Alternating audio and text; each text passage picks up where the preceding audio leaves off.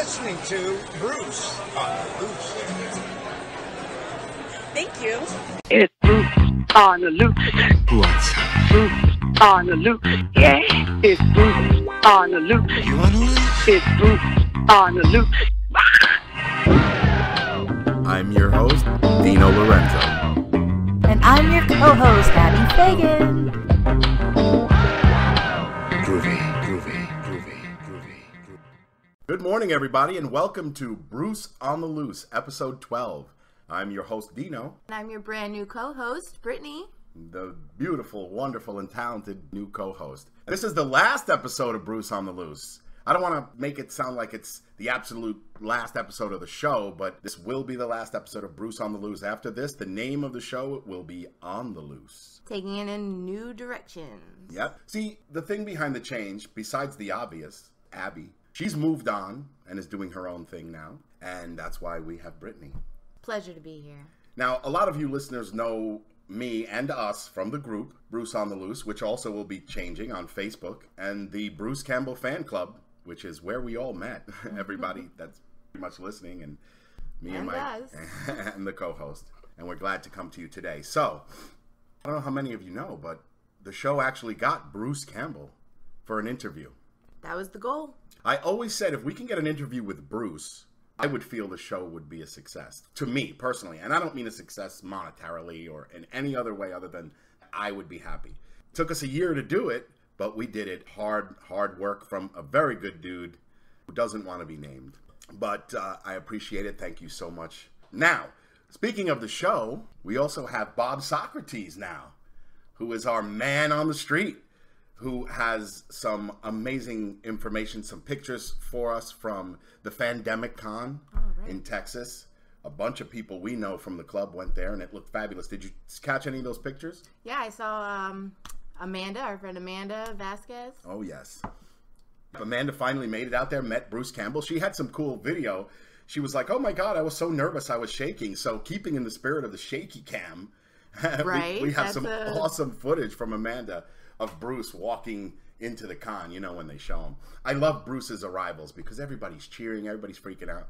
The very first time I saw him, he walked in and he's like, pardon me, I have to go to the restroom. And he walked over to where the little restroom area was and he like slipped and fell, you know, it was amazing, you know what I mean? Like he did one of his pratfalls, bumped into the wall, you know what I mean? Like it wasn't, he didn't fall, you know, yeah. He absolutely fell on purpose. That uproariously funny stuff he does. Absolutely, and he doesn't do that anymore. He does, you know, at least I haven't seen it, and I've seen a lot of footage. How old is he now? He's on to bigger and better things. Right, exactly. I mean, that's another thing. I mean, this show, us changing, is sort of a goodbye to the Ash character itself, because Bruce has retired Ash, except for an upcoming video game, which is, you know, something that he has to honor his word, you know? So at least we're getting a video game, and that'll be a send-off. So hopefully, I don't know anything about the new game. Do you? I haven't. I've fallen out of games. But, yeah. You know, I would love to hear more about it. We'll find out more about it. You don't game anymore, huh? Busy. Yeah. I haven't gamed in almost 20 years. Grand Theft Auto 4, probably the last video game that I played regularly. It'd be interesting to see what's out there now, you know, get back in the loop. Well, no, not for me. I mean, maybe for you, but financially I can't do it. Well, yeah. It's like $600 for the system itself, and then the games are creeping up on $100. Well, now you don't even have to play the game. You can watch it on Twitch, streaming sites, watch other people play. Nice. Live? Yeah, live. See, I'm out of that whole thing. You can interact with them right there in the chat. They talk right back. It's interesting. There's a lot of stuff going on now. Well, see, this is cool because, I mean, I love video games, even though I don't play them. I'm not trying to make fun of them or anybody who's a gamer, man. You know, a couple of my friends are hardcore gamers, but it's just not for me. I don't have the time or money to sit there and do it. You know what I mean? It's as simple as that. If I had money and time, oh, yeah, I'd be playing it. It's just the way that it's going. Video games, in some aspect, will be a part of everybody's life. They're with the augmented reality, virtual realities. With your phones, computers, all that is integrating into that. Maybe we'll be in our own little video game. Yeah, in the future, right? I mean, yeah, but the virtual reality and all this stuff. I mean, it's insane, but I can't afford to get in any of that. So it'll be ridiculous. Like Ready Player One, Yes. How they were all like I love living that in concept. hovels, but they were all online. It's like you can't afford to live anywhere nice, and it's overpopulated, but you can get your monthly fucking subscription to this goddamn game, right? Because it's better than life. And that reminds me of Red Dwarf. That's a Red Dwarf quote. Better than life. It's a video game, a virtual video game that they played, and that was 30 years ago.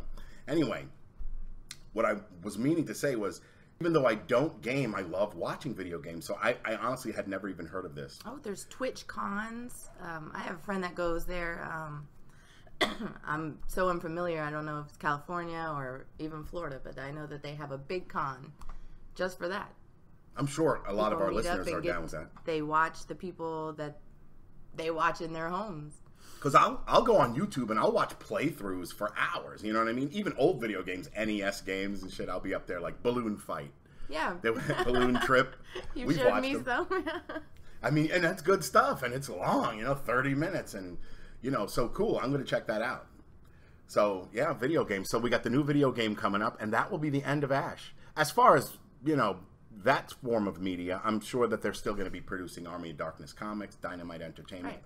I think they're crappy comics, no offense, man. I know a lot of the fanboys love Ash, and it's cool to see that. But basically, I collected most of them. I had a shit ton of them. And every variant cover, because every issue comes out with 4 or more covers, right? So, and I did it for years, because it was cool, and it was Ash, and it was all we had in those long years before the show. And Ash was a distant, faded memory.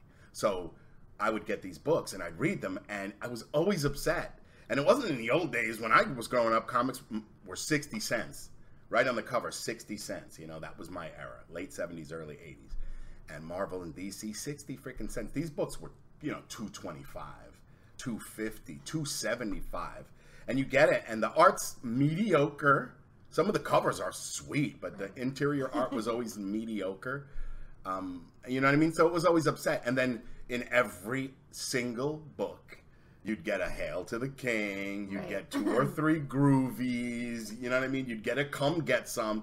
All they were doing were rehashing old lines from the fucking show. I mean, and then later in the run, because they kept doing just different series, later in the run, they did it over. Like, what happened was they got to the point where Ash was the promised one. You know what I mean? And they found out he was promised since birth. And it flashed back to when he was a baby. And, like, this cult went to get him, you know what I mean, what do they call it in the hospital? Where the babies are in the hospital, what do they call that? The maternity ward. Yeah. So they go to the maternity ward and they're going to get him, promised one, we're going to end this before it begins.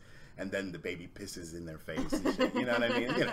Classic. Right. So it gets to that point, and then they actually kill Ash. Ash dies in listen to me, I think it's issue 13.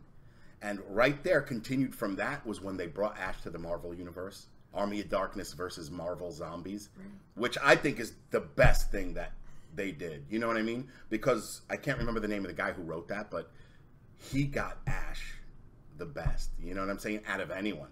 As far as the words. If you read anything previous, it's just rehashing crap. Even though Nick Bradshaw, I do like your art. Nick Bradshaw was, I think, the original artist on it. And one of the driving forces of how they created it. And I love that. It was very animated looking, you know what I mean? Like animated, like a Disney TV show or something, you know what I mean? Anyway, we're not going to talk about the comic book line long. But, to make a long story short, Army of Darkness versus Marvel Zombies, excellently done. Halfway through the series, the artist changes. I think it was 5 issues or something. The first 3 issues, the art is beautiful. It's awesome. You get to the last few issues, and the art kind of takes a nosedive, It's not horrible, but it's an obvious change. Do you think that they handed it off to somebody else? I think that, so he probably had other commitments and said, I can't draw this scar. Who knows? I can't do this, But it was great. I thought it was awesome, except for the Howard the Duck part. So anyway, that'll pretty much be it for Ash, and it breaks my heart. So, Brittany, how did you discover Bruce Campbell anyway? Well, the first time I saw Bruce, I was watching Army of Darkness with my dad. Nice. That's most people's introduction to him, especially in your age demographic. My dad thought that it would be age appropriate, Was it? I mean, yeah, it's funny, There's only one F-bomb in there. A lot of people, you know, they think Army of Darkness is so brooding sounding, and they don't really give it a chance, you know. But I've showed it to my kids. They love it. You know, they think Ash is a great character. Absolutely, and they're little. Yeah, yeah. Well, Livy, she really likes to emulate, you know, that slapstick humor. She really gets down with Ash. She loves him. It's great. I mean, you know, I think everybody loves Ash in a way. You know, even though makes you feel uncomfortable sometimes, you know, because he can be corny or he's making a bad move or something. You know, it's just, you're cringing a lot. He's very much every person. You know what I mean? Right. There's a little bit of Ash in everybody, you know. We have those days where we just cut to the quick, here's what we're doing, and it might be the wrong decision, but, you know, go in head first. There have absolutely been times where I'm caught in traffic and I'll cut somebody off and I'll be like, blow it out your ass. And I'm like, all right, you know, that's what Ash would do. You know, what would Ash do? And that's what I feel. I'm like, okay. You know, Bruce says that Ash is him on his worst day. Right. You know, and, you know, hey, we all have had a lot of worst days, you know. But we salute the Ash character. I loved him. I mean, God. He's responsible for the show, basically. Exactly. Within the fans, you know, Ash isn't going anywhere. Right. There's going to be fan art, fan fiction, you know. And lots of tattoos, baby. Lots of tattoos. Keep them tattoos coming. I love those tattoos. Whole backs. Whew. Oh, my God. Oh, yeah, like Bob. You see Bob's back? That is It's the Army of Darkness poster. It's perfect. It's beautiful. It's a one sheet. You know, the poster sizes, you know, poster collectors are laughing right now, you know. But anyway, yeah, man, it's amazing. I have no tattoos. And I would love to have some. And it's not about the pain. I just can't find that one image that I want to carry on my body for the rest of my life. Okay. There's images I love, you know, but my favorite story is my buddy who got the tattoo in high school. We were all excited he was going to get something cool, and he came out with the frickin' Tasmanian Devil, you know, from Warner Brothers, and we're like, what? You know, in 10 years, you're going to be like, what? In 10 years, in a week? Did he love it? Is that his favorite tattoo? He did. He liked it, but what are you going to do? That was my buddy Mad Dog, we called him. We used to call him Mad Dog. It meant something to him. Yeah, you know, and God bless. I'm not saying it's wrong, but it was like, you know what? I don't know. I always wanted to get a tattoo of the Noid from Domino's. You remember the little Noid? Yes. You know what I mean? Maybe holding a battle axe or something, you know, butch him up a little bit. That's interesting. I would love to hear the story behind why. That'll be next For another episode. time. Now, speaking of next episode, we are right now still on a high from last night. We went to go see the band Sufferer. And that's going to be our next episode, the very first episode of On the Loose, the rebranding of the show. And it was amazing. I'm still deaf in my left ear, and I love Everything's a little fuzzy this morning. Yeah, exactly. Oh, yeah. After many alcoholic beverages. But it was, what a show. We hung out with the guys before the show while they ate pitas. Pita Pit. At the Pita Pit, right? In Orlando, Florida. It was an amazing night, and you're going to hear all about that next time. This episode is the interview with Bruce Campbell, and that was Abby's assignment. So Abby will interview Bruce, and you're going to hear that in just a few moments. But I just want to thank everybody, all of our listeners. I appreciate every one of you in the group. There's so many. I could name all of you, but you know, I may leave one or two people out, and I don't want to do that. So I just want to thank everybody there. You all know who you are.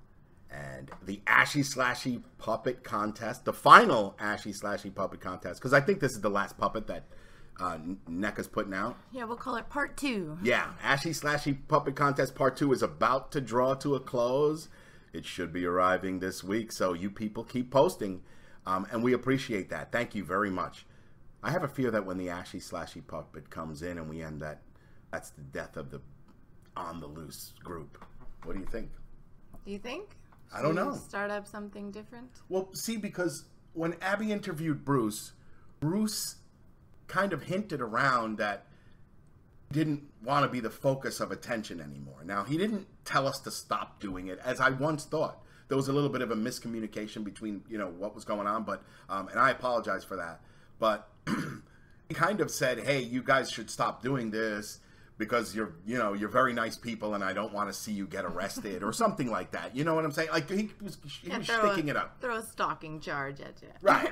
You know what I mean? He was doing shtick. You know what I'm saying? But I mean, the fact that he mentioned it, and every joke is 80% truth. Right. I bust people's balls all day long. It's 80% truth. Maybe more.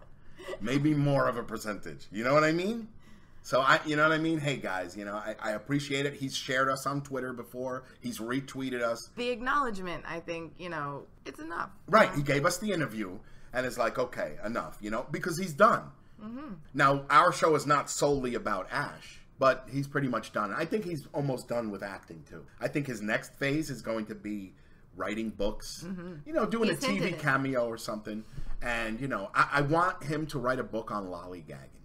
Right. Because it's been a theme on all of his social media. For those of you who don't know what lollygagging is, it's pretty much Bruce going to these amazing hiking trails and mountains and beautiful landscapes and just taking a picture. It's a reverse selfie. So it's basically him in this beautiful natural environment and his feet. You'll see him laying down and his feet kicked out. And it's taken off. I mean, I did some lollygagging shots and tweeted him. And a lot of people do it, Hashtag lollygagging. Yes, and Shemp Malone on Instagram. Oh, yeah. He's got some great video up. Bruce is amazing. I mean, how many people do that? More people should do that. Right. You're out there actually in nature, and we're getting pictures that are accurate without filters, without human obscurity. I love my filters, though. I mean, I love my Prisma. I take pictures of my toys, my Ash figures, and all my other toys, and I filter them through Prisma, and it's fabulous. But you're right, unfiltered natural shots. And Bruce is all over Instagram, Facebook, Twitter. I think the only other person that does this as much is Trump. You know what I mean? Does he even still tweet? I don't know. I have just banned all news. I don't know. Yeah. So we don't want to talk politics. But anyway, we got the Bruce interview coming up. So thank you, everybody. We appreciate you. This is episode 12. So next episode will be episode 1 of On the Loose with Sufferer. Brittany, anything you want to say? I want to say thank you all for welcoming me into this co-host position. I think it's going to gel really well. We're going to bring you some good episodes. Absolutely. What do we got coming up? Keeping in the music theme, we're going to have a Frank Zappa themed episode. Oh, yes. Oh, yeah, baby. Frank. We got a lot of stuff coming up for you. So it's going to be about toys, movies, comics, whatever. The point of the new show is, in doing a little show about Bruce, I realized that what's more interesting than the subject of the fandom is the fandom itself. I've met so many incredible people over the last year and a half, Brittany included. And I have done amazing things. I've been to Sacramento, California. I know that doesn't sound so amazing to some of you, but I got to meet a bunch of the fans out there. I got to meet Dana DiLorenzo, Ted Raimi, Ray Santiago, and Abby was able to interview Bruce. I mean, so to me, the show is a success. We're just a little show. We have, maybe a few hundred listeners, but we appreciate every single one of you. So you could always hit us up on Facebook, On the Loose Facebook group, and Bruce Campbell Fan Club. So thank you so much. Here's the interview. Let's try that again. I am so sorry. I feel so try bad. a new angle. Let's see. Yeah, Let's see a new this angle. will work. Look at, I got some talking in here. Oh it's my called God. Third Time is the Charm. Third time Ladies is the and charm. gentlemen, just Is so it you time? know, I will explain what's been happening. We've attempted to do this interview 2 other times, and it has failed because a certain button wasn't pushed, but that's modern technology, isn't it? It is. Okay, so here we are. Third time is the charm. So I'm Abby with Bruce on the Loose. I'm here with Bruce Campbell. Obviously, you can tell by the sound of his voice. And we're here in Fandemic. Fandemic Sacramento. Sacramento. And it's the first time Fandemic. First Fandemic. It's a John Macaluso runs it, and it's the he used to run Wizard, and now he's doing his own thing. Right, right. And so, yeah, it's exploring a whole new convention promoter. It's a whole new bag, whole new convention. So I'm going to go with them to Houston next.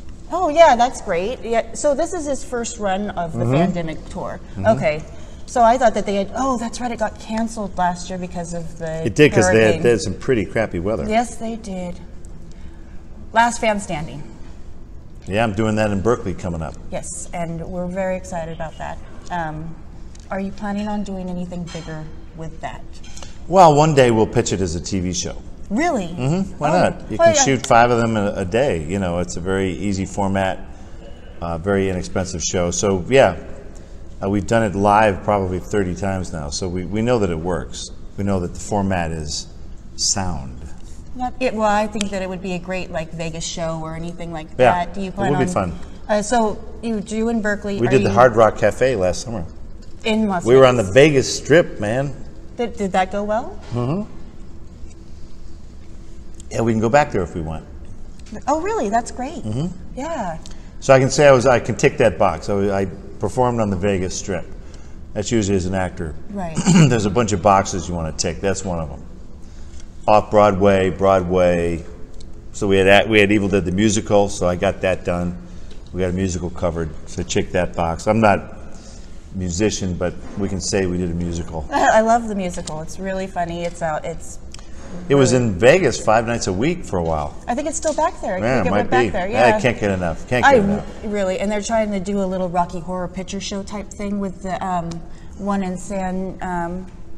Oh man, can't even think of where it is, but it's down south a little bit in here in California, and they're doing like a audience participation. Sure. So that sounds a little interesting. Splatter Zone Yes. works. Oh, Splatter Those are the Zone cheap is seats, and amazing. you're going to get bloody. Those are fun seats, though.